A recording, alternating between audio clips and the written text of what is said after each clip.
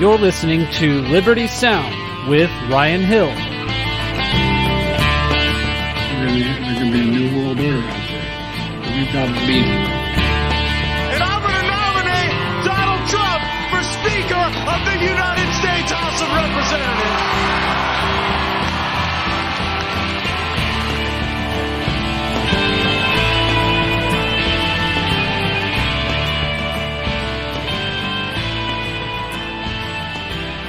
That indicates a shift in momentum. And I said, does it feel like a red wave?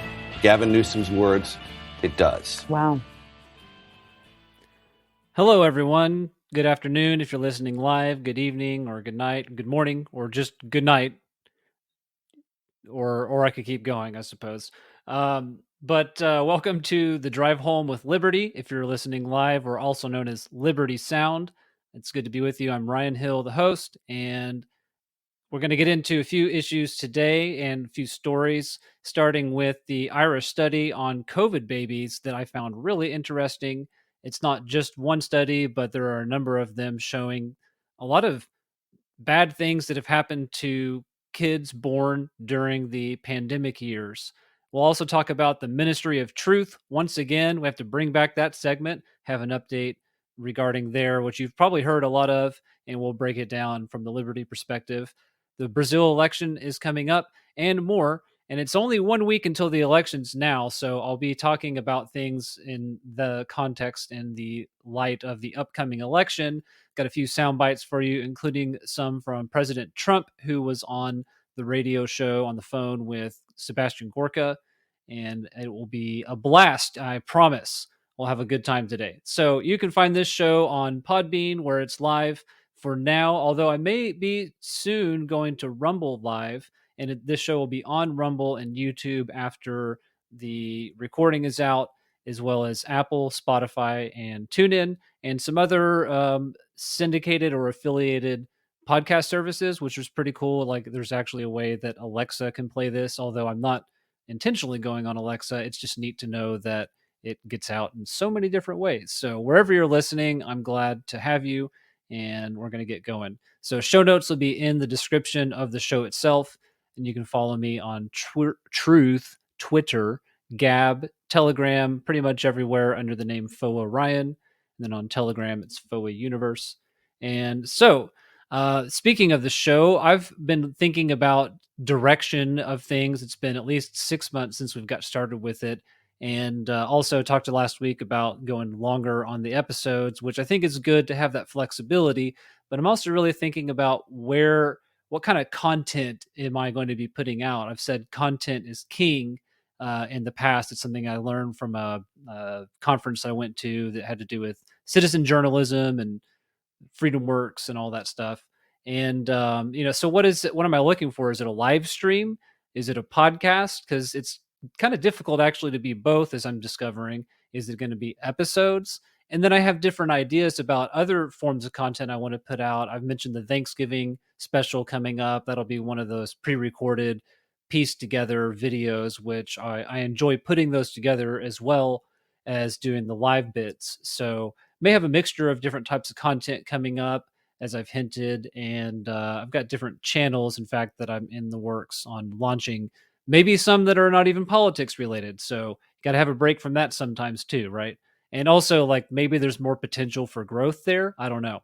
That's also why I'm looking at the Rumble option coming up on really any week now. I've got the equipment all set up to where I could at least stream a show like this. I'm not fully set up to go back and forth between, hey, this is what's on my monitor, or this is what's on some other screen, and back and forth. I mean, I'd really need some help to do something like that. But anyways, enough about me and enough about what I'm thinking about doing. Let's get into some headlines. But first, I did. Have you heard the SNL skit from, I'm trying to remember the details of it now, but they're talking about it's like a scary Halloween skit that they did. And I haven't seen it, but I've now heard it. It's pretty funny, actually. I'll give them some credit for it. Their big scare, their big fright fest this year had to do with, what are we going to do? Like, okay, so we're running for president in 2024. Like, who does it have to be Biden again? And they're getting freaked out about that. And they're saying, no, it's Kamala, right? And they keep going back and forth between, what's going to end up happening. And it escalates from there. So check it out if you haven't heard it. It's pretty funny. Not playing it here though. I'll probably get banned, just for playing something. I think SNL and NBC really like to, I don't know. They really seem to be aggressive about their copyright stuff. So let's not even go there. Hey, tonight, if you catch this in time, I mean, really, I don't know who's going to catch it right now and then go do this, but FYI, there's a rally tonight for Governor Stitt in Oklahoma, somewhere in Oklahoma City, I think, with Ted Cruz coming up from Texas to throw in his support for him. Maybe that will result in a sign or two between now and election day. I don't know. I haven't seen any Kevin Stitt yard signs yet. I know he's running for governor. I know he is the governor of my state, but there's not really a lot of evidence that he's running for office. So I really hope that he does well. He does have my vote. He does have Trump's endorsement. I've expressed, kind of how I feel about the whole situation, but I do support him over his Democrat opponent. And that is that. So, yeah. All right. So moving along here. Trump's tax returns as of this morning, if you have not heard, are the request to bring them to Congress from like 2016 to 2020 or some time frame along those lines has been put on hold by the SCOTUS, I think. And that's all I have on that. I don't have a link, but I heard the news today, so I thought I'd pass that along. Firstly, I've got two social media related stories today.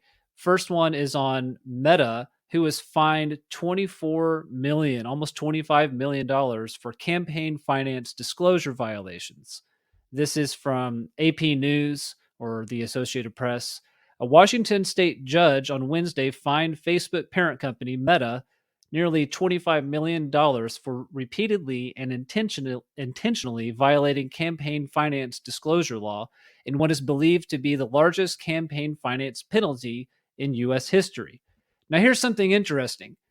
This is not an FEC fine. That's not what's happening here. And let me get over to my tab, as this is a live stream right now. I'm trying to, press all the buttons, right? So it's not from the FEC. It's actually from a state level office. So let's get into the story a little bit. And I just read the intro. The penalty was issued by King County Superior Court Judge Douglas North. It's the maximum allowed penalty for 800 violations of a Washington law known as the Washington's Fair Campaign Practices Act. And it was passed by the voters in 1972, and it was later strengthened at some point by the legislature. So the Washington AG Bob Ferguson argued that the maximum was appropriate considering his office previously sued Facebook in 2018 for violating the same law. So this is not the first time Facebook's been accused of this type of practice, and now it's actually been shown. It has to do with their advertising, which is interesting because I've seen the bits that they show you of this this advertising was paid for here, or I don't remember exactly what it shows you because I don't go on Facebook that much, but they give you some kind of disclosure about it. I think Twitter shows you that it is a paid political ad. Maybe somebody can correct me if you know for sure one way or the other. But it's just amazing to see something actually happening here, something actually finally seeming to occur. And Facebook has been in a little bit of trouble. Their stock has been falling. I looked at it up before the show. It's really been falling all year since at least February, kind of along with the market, but the market's gone up and down. Remember, it goes down, but it'll come back up. It's actually in the last month, October was a good month for the stock market, but not necessarily for Facebook. In fact, in the last week, they had a really sharp nosedive. So this is probably related to this and other, fines being levied against them. That tends to be a bad look for the company. Now, in a related story to that, Elon's closed on Twitter now. So is everybody excited? Yeah. All right. Elon, he's going after him. He's going to bring it to free speech. And that's exciting, right? Well, he walks in with a sink on top of that too. Did you see that video? I know it's old news now, but remember this is a weekly show at this point. More on that later, or maybe I already passed up my opportunity to talk about it in the time frame we have today.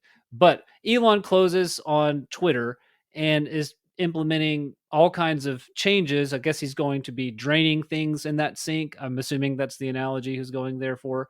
He's talking about well, he hasn't talked about platform monetization yet, but I suspect he will.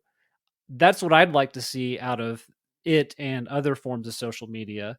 Both the idea of he's floated the idea of paying for verification, and I think he's talked about a subscription model, which that's what I would really like to see in a lot of other contexts. Like if you had a finite amount of money that you just said, hey, this is how much I spend on subscriptions to content I want to see anywhere, cable, online, etc., and say it's $100 a month, it's $150 a month, or it's whatever, but you are able to distribute that out based on people who are providing content in whatever form, or at least some limited, that's the big picture idea, but in some form of that or another, I think that would be kind of a good way to go. It may be a way that provides profit for the host, the platform host, and for the person who's using it. So if you gain a large following, you are getting people to spend time on a platform, and that is worth money to the platform owner because that's more ads being generated.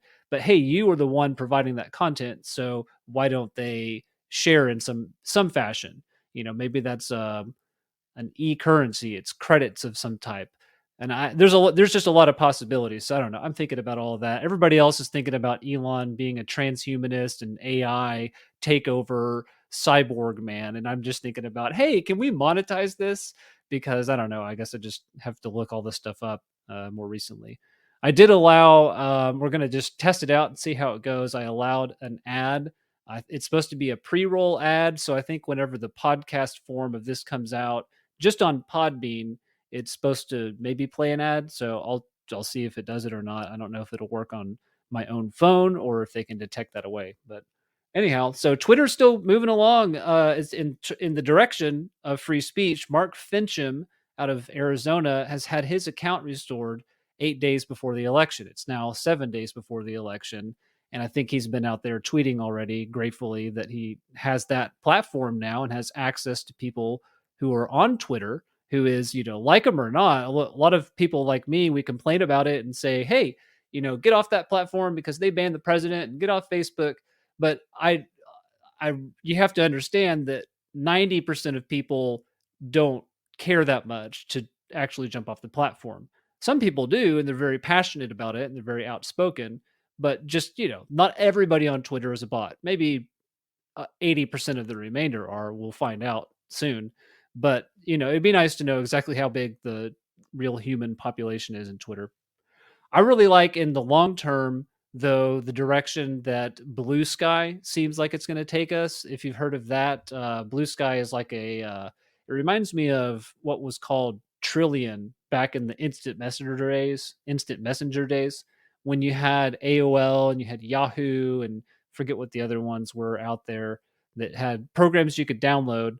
And that was, for me, that was when I was in middle school and high school. That's how we started to connect with each other when people had internet. And if they were rich kids, they had an ISDN or a DSL internet that was always on. And so they were always online. And it was really cool because, I don't know, we were just figuring that stuff out back in the day. But Blue Sky seems like it's a way to connect all these different platforms, or potentially it's an open source solution that would enable like an API, which if you don't know what that is, it's just a connector that happens in the background. It happens all the time whenever you give something permission to an app or so forth. So you do it on your cell phone or you do it online. And that would make it so that you could post content to all these different platforms or select platforms all at once, and there would be kind of an interoperability between them. And it seems like that's it's like when I say you look at the Cybertruck, which is another Elon Musk thing. Now, you can't go back to an old fashioned truck after you've seen the Cybertruck, although I don't have one and don't particularly want one. But it's just one of those things. Once you see that, why don't these social media platforms all work together? Well, maybe they will. So, moving ahead now, as I teased in the intro, there's been a study about COVID babies. That is, babies born during the COVID-19 lockdown period worldwide. And I guess it's looking primarily in Europe and then in the UK, because this first study is out of Ireland. And I picked this up from Natural News Media on Telegram, and so I may drop a link to this post so you can go check it out for yourself. But they've summarized the study. Now, listen to this. According to a study in Ireland, babies born during the Wuhan coronavirus or COVID-19 pandemic were less likely to be able to speak before their first birthday compared with other children born before the pandemic. The study was published out of the journal Archives of Disease and Childhood. It also found that children born during the lockdown were displaying a worrying list of cognitive impairments.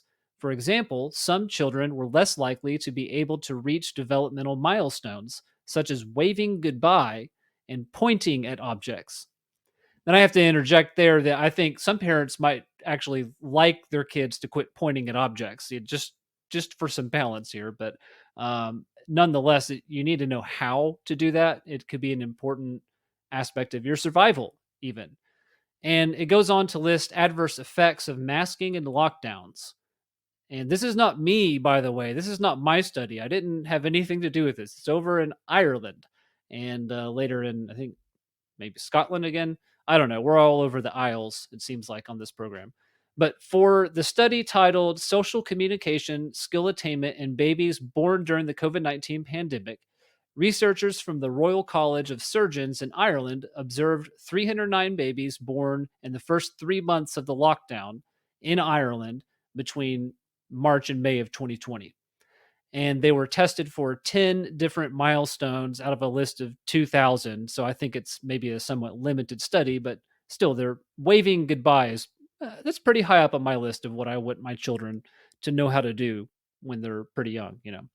All right. So the findings of the study were this: at least for the children or the babies, infants were at least 14% less likely to have said their first word. Let that sink in. They're 9% less likely to have started pointing, which again, maybe about 9% of parents were encouraging them to, to not know how to point, and 6% less likely to wave goodbye. The scientists think, no doubt, that face masks limited children's ability to see people's mouths and become accustomed to different facial expressions. This may have made it harder for lockdown babies to learn how to speak. And it goes on and on and on. I'm going to try to select a few tidbits here for sake of time. Another finding was that the lockdowns negatively impacted children's verbal skills. According to a different study in Britain, young children entering elementary school have severely underdeveloped verbal skills. Results even show that many students were unable to say their own names. Children entering elementary school, which I think starts maybe young, like kindergarten type age over there, versus ours. I think that's still optional. I should find those things out. I've got a few years to figure that out, anyways. Theoretically, speech therapists say that mask wearing has caused a 364% increase in patient referrals of babies and toddlers. That's for speech therapists. So that's a little bit higher than that 14% number, according to at least their influx. That doesn't, and how statistics can make things seem kind of strange and still be true. I'm assuming these are fairly accurate statistics because it's revealing things that we were told were probably shut down for, probably censored on Twitter. I know I was, at least for talking about the election. But we were, not allowed to say any of this. And now here we have studies confirming it. So it goes on. It's that Natural News account on Telegram. I don't know why I can't remember the names of things today. It's the Halloween hangover. And Halloween is my next story here coming up. Just briefly, because I hate focusing on these negative things, but did you see the stampede or the whatever it was, the press fest in South Korea in Seoul, where over 149 people, or at least 149 people, have been confirmed dead, and even more than that, injured? Let me hop over to that tab. And now the story, well, it's being cut off for me because I'm not subscribing or registering to this news service, but at least 153 people have been killed and 133 others injured after crowds celebrating Halloween were crushed in an alleyway in the South Korean capital of Seoul.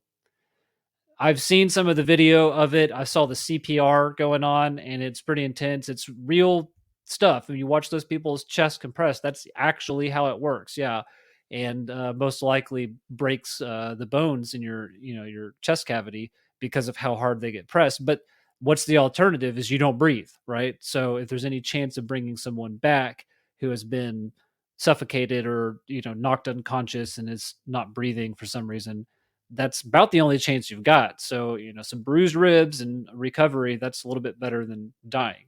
And you can recover from that. So that's an awful story. There's another awful story, which I won't be going too far into, but Paul Pelosi. And he was attacked brutally with a hammer.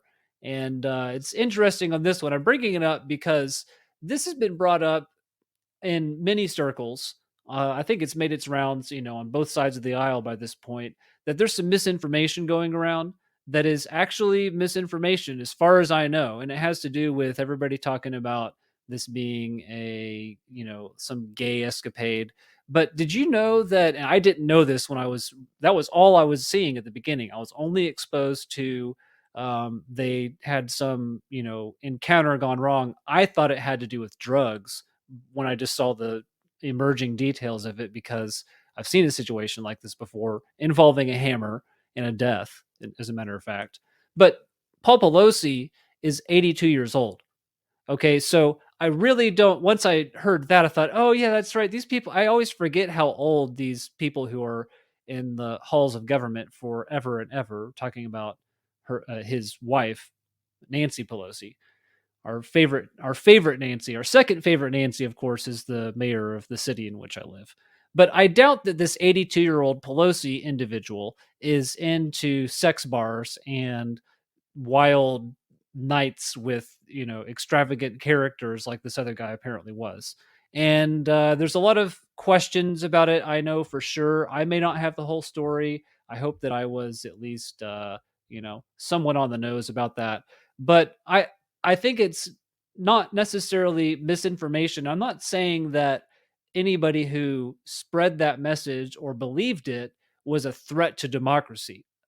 Because actually, guess what? This is the process. This is how it's supposed to work. Is a message gets out there, and when nobody comes in and censors us and immediately says, you can't talk about this, this is the way it is, that's it. Well, you're going to divide into camps, and you're going to have people that will never believe the official message, no matter if it makes sense or not. And then you're going to have the people that accept it. And then we don't ever really get closure on the issue. But when you have free speech, over time, we're going to sort this out. Okay. Maybe it turns out wild things have happened. There was that other case in California. There's a case in Florida involving some U.S. officials that they basically did that, and it resulted in, one had to do with meth, I think. The case I was thinking of here at home was somebody I knew is their brother, and it involved drugs, and somebody broke into their home and beat him with a hammer in the head, and it sadly killed the man. And I went to the funeral. So, it does happen. So some of these stories can be believable either way, right? So that's where we have to learn discernment. Now let's jump into a couple of election headlines. Oh, I just looked over. I believe it has happened. I'll have to check after the show, but I think we've surpassed 100 likes. So yay show for Liberty Sound. I'm excited to see that happen. I'm looking for a few different milestones here and there, like 10 followers on Rumble, 10 followers on Podbean and on YouTube and the different channels, and then, getting numbers of downloads and all that stuff. You have to track these things, because if you don't, then you won't grow. And that's what we're trying to do here. So a few election headlines to get into as I take a drink of water here too. The 45th president will be holding a rally in Ohio on, I believe it's Monday, on the eve of the midterm elections. And I've got a report from Right Side Broadcasting, one of their writers. Let's see if I can find their name. Laura Ramirez. And she says President Donald Trump will make an appearance in Vandalia, Ohio, on November the 7th, just one day before voters head to the polls. And according to Save America PAC, it will take place at the Wright Brothers Aero Incorporation at Dayton International Airport, where Trump will deliver remarks supporting America First candidates, including Senate candidate J.D. Vance. I believe Trump also is going to be doing a rally in Florida for Marco Rubio. And, for anyone that says he won't work with Republicans, those two have not always seen eye to eye. I think that they strategically work together on certain things. And Rubio, I mean, don't get me wrong, I criticized Marco Rubio left and right, and I like I like some Rubio jokes. Let's just put it that way.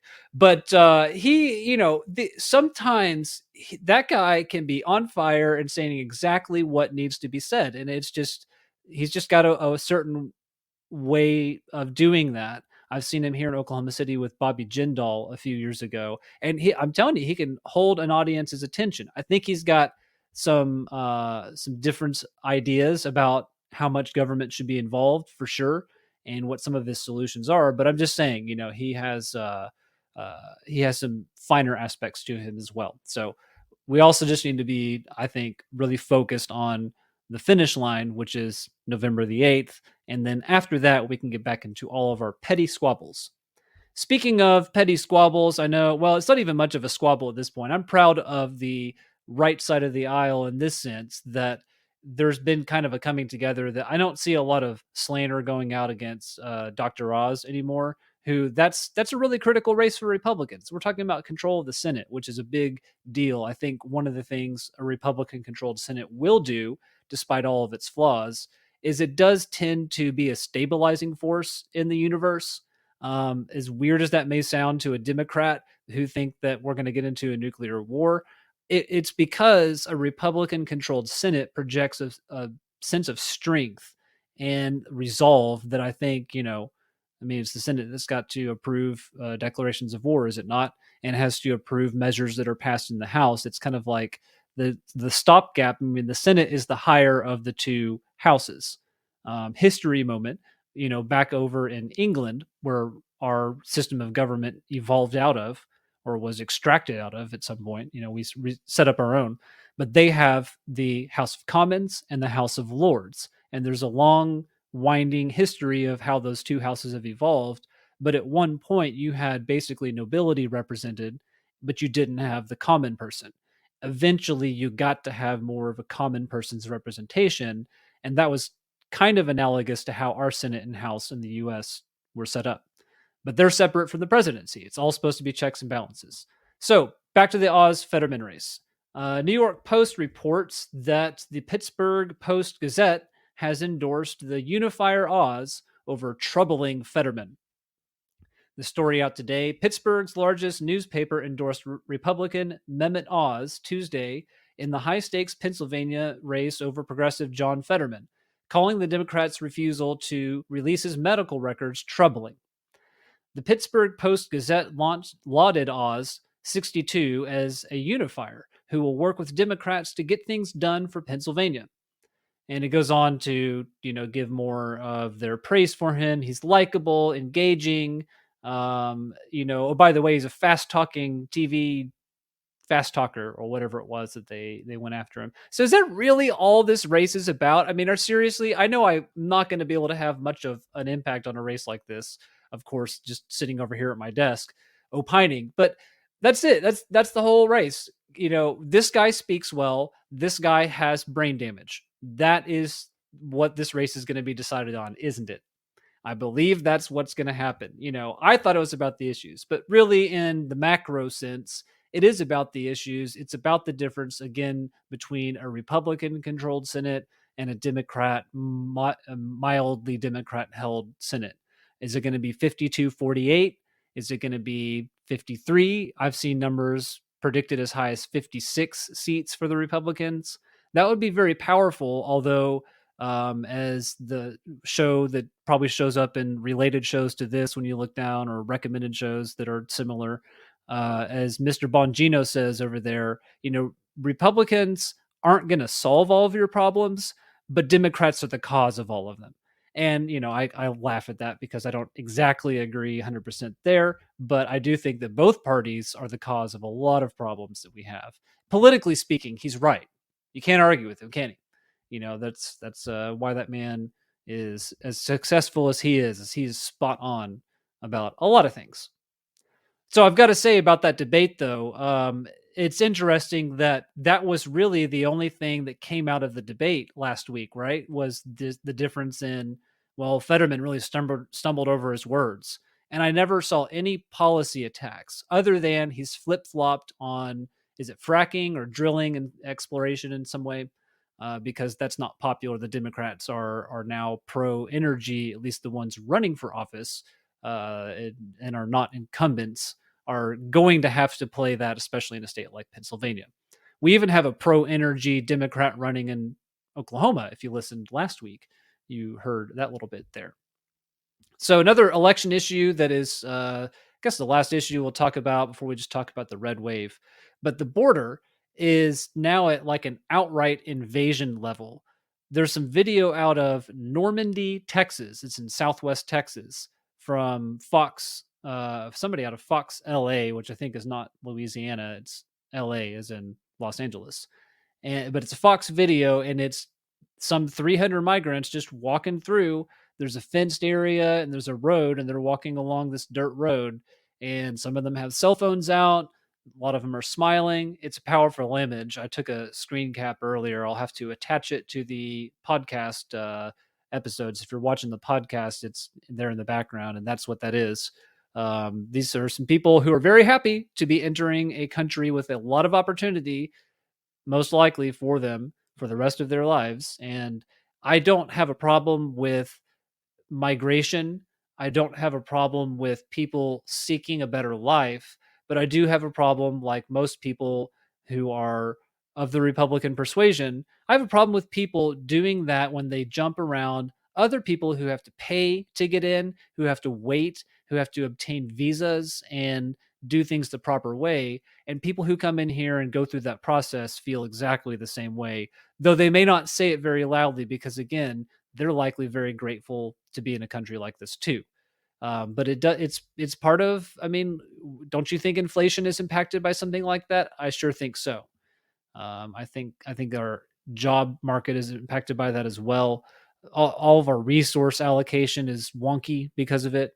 So you've got to check that video out. Rep Andy Biggs on Twitter calls it, he just simply invasion. And, it may not be the people in that picture that we have to worry about so much. I think that should always be stated. It's not necessarily the individual people who are coming, but one out of those 300 people who's not vetted and will be not required to show up at any court hearing because they could be in a different state by the time that time comes.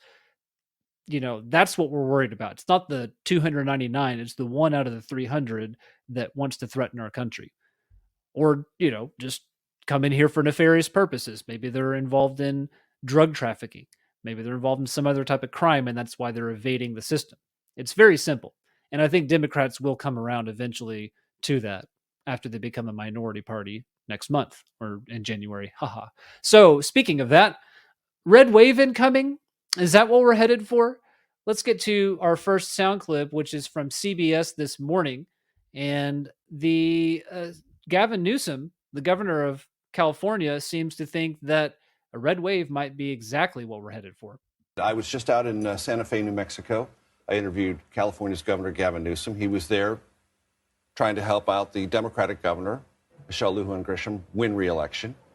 That is clear evidence that Democrats feel they have to be in places that they didn't think they'd have to be 5 weeks ago in order to defend a governor like that.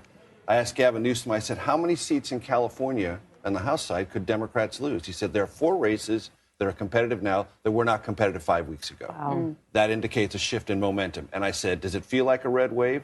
Gavin Newsom's words, it does. Wow. And that last bit there we played right at the intro, that's what that's from. And not a direct quote, or it's a direct quote, but it's not of Gavin Newsom himself. But he says 4 or 5 seats that were not close are now looking close. And that seems to be the case nationwide. If you check the polling averages, They've definitely moved in the Republican direction. They've moved in the positive territory in the generic ballot sense, which no longer matters. It's all about the individual races. And as McConnell would say, it's the quality of the individual candidate that matters, and it does. I mean, it's a true statement that that's what's going to make a big difference when you're talking about, of course, the legal, free and fair vote that's going to be cast, right? So, is a red wave coming? Well, let me give you a comment from Truth Hammer on Telegram. Found this clip in the last couple of days. And Truth Hammer, he or she, I'm sorry, I'm not sure if it's a he or she. I'm surprised sometimes when I find out when people don't. I think they have like a logo instead of their face as their picture. So just want to be safe. Truth Hammer says if normies know a red wave is the natural reality that is inbound, but something like a blue wave happens, I think that would finally convince them the elections are bogus. I pray nothing like my BS imaginations is what comes to pass, but I couldn't help thinking about the expectations and what would finally shock most normies into seeing reality as it is. And of course, a normie being like people like me, basically, who have lived our entire lives under the influence of mainstream news and haven't known any other interpretation of the world other than what was put on our television screens growing up. At least we had no TV week once a year in school. I always hated those weeks because that's like, something good would come on. But that would really be something. And that's what Wendy and I with Oaklig have been pondering for the last several months is we still see what we consider to be funny business in the data in the elections we look at and with stories coming out from all other kinds of places in the country, and we haven't seen the necessary changes to circumvent this, or I shouldn't say circumvent. Our elections are what we feel are being circumvented. So though the polls are shifting everybody toward the mindset of a red wave, what if that's not what happens? I think that could really be a wake up call, and we'll address that when we get to it. I tend to think here's my not a prediction, but here's what I think a week out from the election is that we may see a Republican majority in both the House and the Senate. That's it. I didn't say a big majority. I didn't say a sweeping takeover, but we may see a mirror image of what we've got right now, which is like a 30 plus seat majority in the House, I think, and really a one or two in the Senate, depending on what day of the week it is. So we'll see how it goes. I hope more for a Republican controlled Senate than I do House for previously stated reasons. But man, it'd be nice to have at least like some pretend conservatives up there initiating our budgets and fiscal bills and all that. We'll see. We'll see. So meanwhile, over in Kurdistan, I thought I would bring you up to speed on this. Kurdistan will be going completely paperless with the implementation of digitization strategy by 2025, according to their prime minister. And this is from Baxtiar Gorin on Twitter, who reports out of the Middle East and is a pretty solid reporter. I mean, I don't know what their political opinions are on anything, but I have followed them for years on my recently dusted off Twitter account, which has not been fully dusted off, but at least I've got high hopes that we'll see President Trump back on there, or at least allowed back on there. That's all that matters to me. He doesn't have to post. I just have to know that they have lifted that ban. They've already lifted Mark Fincham's ban, so that's a positive sign, but we'll see what happens. Oh, yeah, also the person who banned him got fired, so that's another good sign. And that's going on in Kurdistan, going completely paperless? Really? Well, we're going to find out what happens to them. I'm sure it'll be great, right? I'm using the paper, okay? When it comes to money, I use a mixture of digital and paper because you should, not put all of your eggs in one basket, generally speaking. See, I got to skip a comment here. I'm going to save that for the potential. I may do another extra pre-recorded show where I can splice it down and edit out some of my ramblings and just stay on topic for a few points that I don't get to during the show, and maybe post that, make a goal to post it by the weekend. So I've got a few extra things from today. So let's jump into some other topics beyond the headlines. Some of that was kind of deep for headlines anyways, but we do want to cover the economy because that's always going on, right? The increases in the rate at the Federal Reserve More of those are coming. Despite a good October, which I said a second ago had a positive stock report, it was one of the best months in some 40 years in the stock market, which, after the worst stock open pretty much in history in 40, 50 years, not too difficult to have a good month, right? But still came back up, and I'm pretty happy about that. Also, employment levels seem to be holding steady, even if they're not what I think is actually good because of labor force participation and all of that. uh, those levels are holding steady enough that inflation is still rising because people still have money and people still have to buy things and stuff still costs more. So therefore, the Fed now sees it as their responsibility to control everything. Okay. And well, particularly the interest rates, but the Fed thinks it's their responsibility to control, I'm pretty sure, the whole universe. That seems to be their ruling philosophy. But they want to raise the interest rates. And I saw some speculation earlier today that maybe it'll be 0.5% rather than 3/4 or a full percent. And so there's could lead to another rally on the stock market, which would put us back in line for more inflation with a higher stock market. Think about it. Prices go up, right? More money floating around instead of being put on the sidelines or wherever it is right now, and not to mention the Fed injections into all of this. So that's all going on. And meanwhile, we have a supply chain on the brink of failure. So we're just ripe for, this is a lot of factors that are pinpointing on mid November for being a clash or a crash. And this was mentioned by Trump today. He tweeted out, or truthed out, I should say, because I always say it wrong the first time. But apparently, the railroad strike, that I talked about a few weeks ago, isn't over, and we've got this diesel supply issue. He truthed out I think it was just an original truth from President Trump that he put out. There was a link to the organicprepper.com.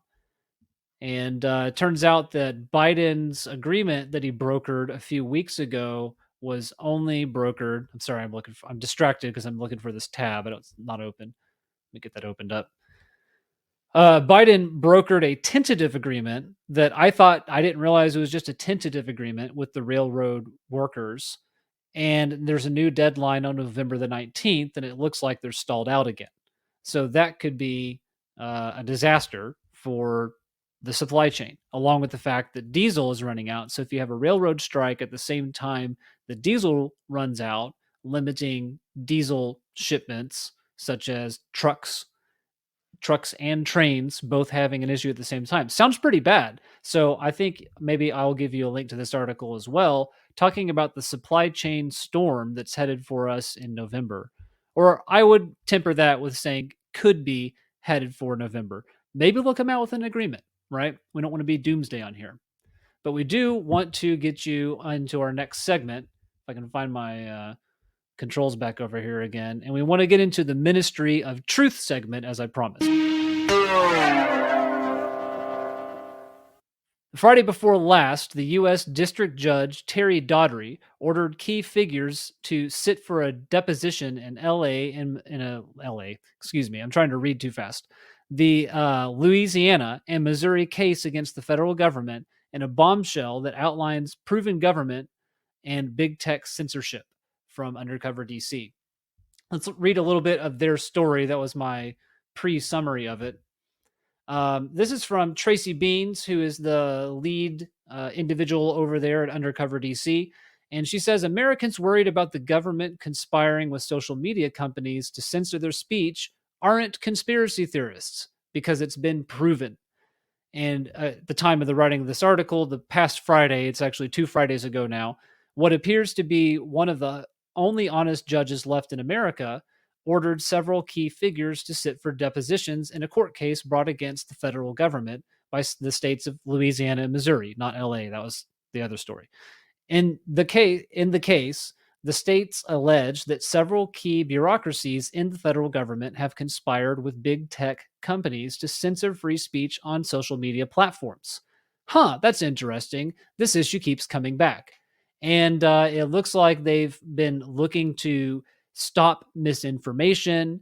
And it's interesting, as Tracy points out in this story, that the CISA, or the Cybersecurity and Infrastructure Security Agency, if you were curious, CISA has categorized our thoughts, human thoughts, as critical infrastructure. So our thoughts belong to the government. We are now infrastructure, and they also refer to it as cognitive infrastructure. So they've classified it. They are looking for posts to take down that the Ministry of Truth, as her words too, puts it, they consider information to be mis, dis, or mal information. And that's what they reach out to have done.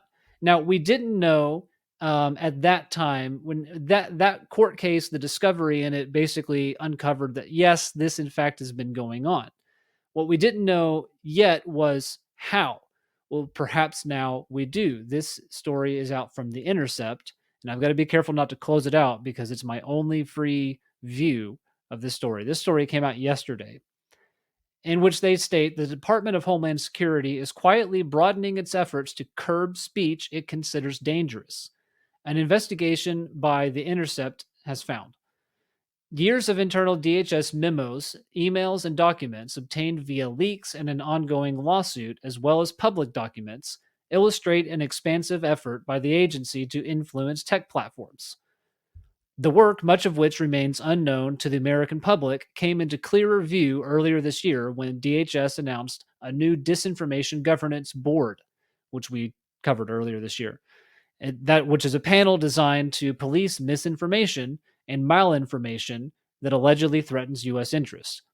So they go on to describe many of the findings here and the details of it. It's another story I'll link to because I think it's an important read. I've only read through part of it, but here's one part towards the middle that, if it's the right paragraph, let me double check. I believe so. This details just some more of what's going on. The stepped-up counter-disinformation effort began in 2018 following high-profile hacking incidents of U.S. firms when Congress passed and President Donald Trump signed the Cybersecurity and Infrastructure Security Agency Act, forming a new wing of DHS devoted to protecting critical national infrastructure. An August 22 report by the DHS Office of Inspector General sketches the rapidly accelerating move towards policing disinformation. From the outset, CISA boasted of an evolved mission to monitor social media discussions while routing disinformation concerns to private sector platforms. Those platforms would be ones like Facebook and like Twitter.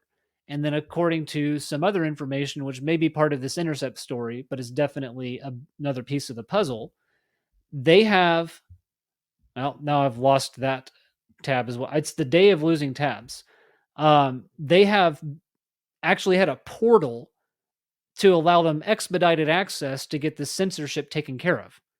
Can you believe that? I mean, I'm going to say it again because, again, I was looking for the tab, but can you believe that the government has agencies that are devoted to squashing misinformation, what they deem to be a misinformation, and they were given a fast pass portal to get into Facebook and Twitter and platforms like that to tell them, hey, we see this information out here that we don't think should be out there. Can you get rid of that for us? You can't see because the camera's not on, but I'm winking. Oh my goodness. So I said on Truth that this is pretty concerning. Understandable that government could reach out if they were impersonated or directly misquoted, but for narratives and a portal, like go log in and it's like an automated process, I'm sure. It's probably just immediately flags things.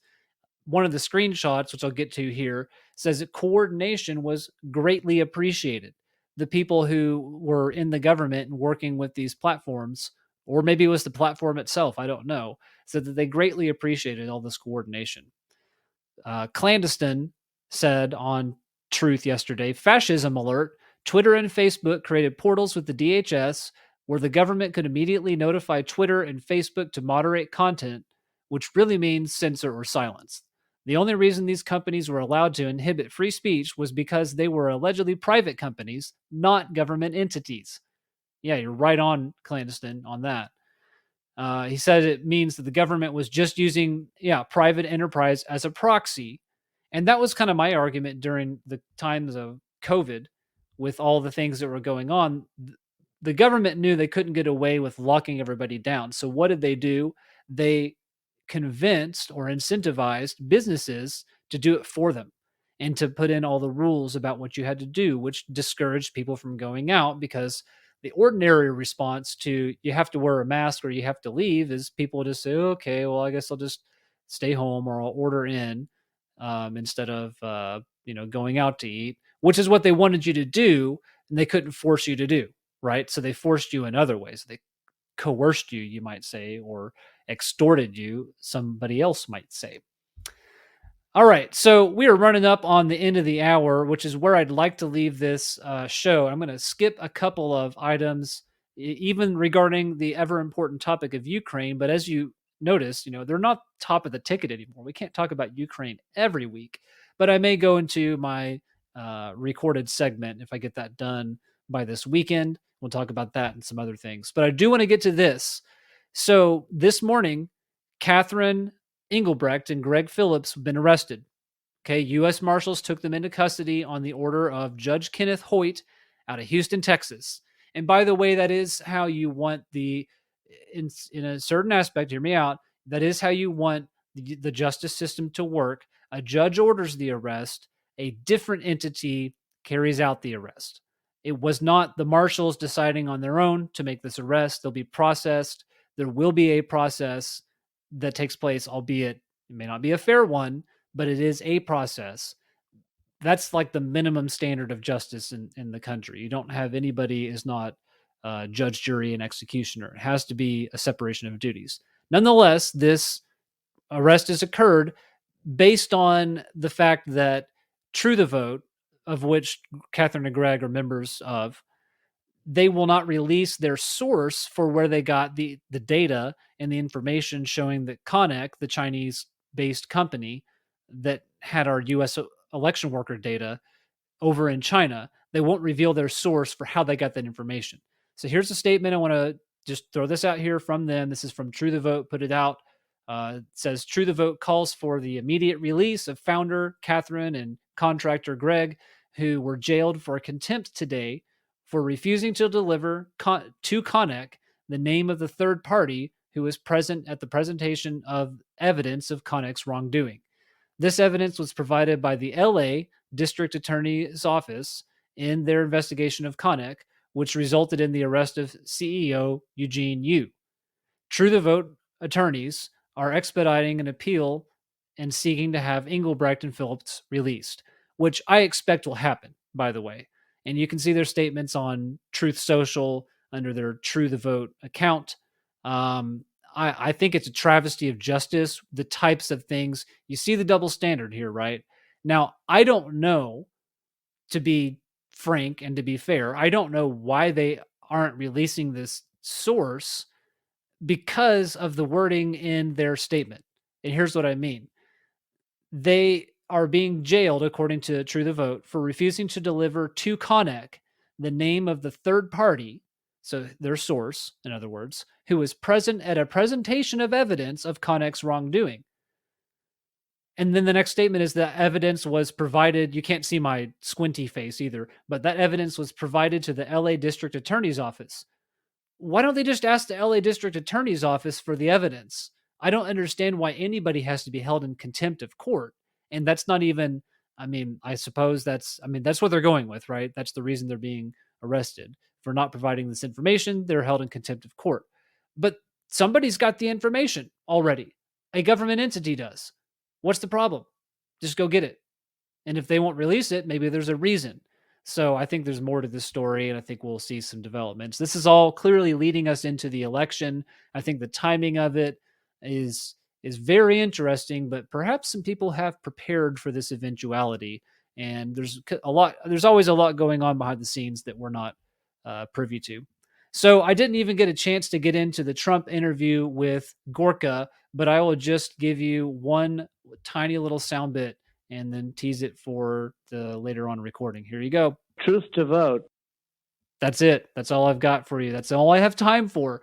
We didn't have time to talk about the Brazilian election or my spell checker changing the language of my document, but that's okay. We'll get to it in the next week, or I can think we can talk about it a little bit. I've got some more research to do on this one. Let me tell you, this is just a way of landing the show here today. So in Brazil, you had Jair Bolsonaro, who's the current president, has been popular with the people, or at least that's what it seems like from my perspective here at 34 degrees north latitude. He's lost his election. Remember we had the primary where he ended up doing, I think, better. They maybe expected him to not even win that, and he pulled out to the second round. This was the second round, or the final vote for them, and he ended up losing. There's some interesting charts coming out of that election that show a very not linear curve. It looks like an algebra curve that you would see. You type in a little function in algebra class and it graphs it on the calculator and it's got a curve to it. That's what the results look like coming in from that election night. Where have we seen that before? I don't know. Maybe all the elections that I've looked into and other people have looked into in their states in this country. So it's now, I don't want to get too into the nitty gritty of it because it'll be developing. As of today, President Bolsonaro is supposed to make an announcement tonight. So we'll state, that may have already passed by the time you hear this, but he will be making some kind of an announcement that he wants a military audit of the elections in their country. So that's going to be an interesting story to watch. We'll see what comes of it. Thanks again, everybody, for listening today. And I was happy to see that, I think, 100 likes mark pass on the Podbean Live. On any other platforms, hit that like button if you like this content and you want to hear some more of it. Be sure to hit subscribe. I appreciate every little bit helps. See you next week.